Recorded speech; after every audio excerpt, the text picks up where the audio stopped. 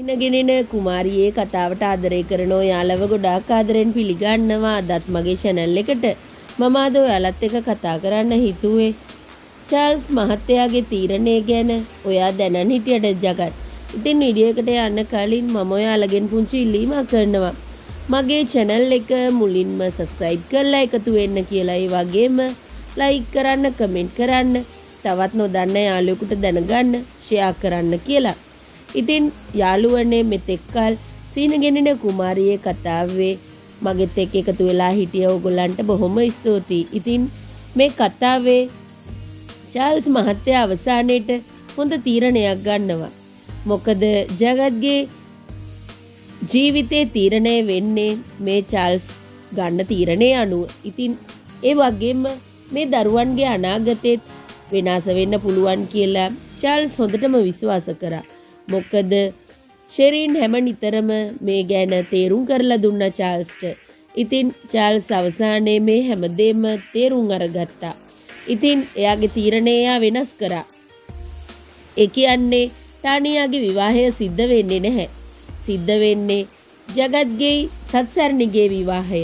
ඉතින් ඒ විවාහයට තමයි ඇත්තටම පෙර ආතුවම සූදානම් වෙන්නේ. ඉතින් ඇත්තටම අවසාන මොහොතේදී මුදුමාරු කරන වෙලාවේදී තමයි ඇත්තටම දැනගන්නේ ජගත් මැරි කරන්නේ සත්සරණි කියලා. ජගත්ගේ තීරණේ ජගත් කියද්දි. ඉතින් ඇත්තටම හැමෝටම සතුටු හිතෙනවා ජගත් මේ ගත්ත තීරණේ ගැන. ඉතින් ටානියා හඬා වැළපෙනවා. ඒ වගේම හෙක්ටර්ටත් අදාහ ගන්න බෑ. මොකද කලින් වතාවේදී සිද්ධ වුණා වගේ මේ වතාවෙදිත් සිද්ධ වෙයි කියලා එයාලා විශ්වාස කරේ නැහැ. ඉතින් එයාලා හිතපු විදියට මේ දේවල් සිද්ධ වෙන්නේ නැහැ. ජගත් අනිවාර්යෙන් සත්සරණියව මැරි කරනවා කියලා කියනවා.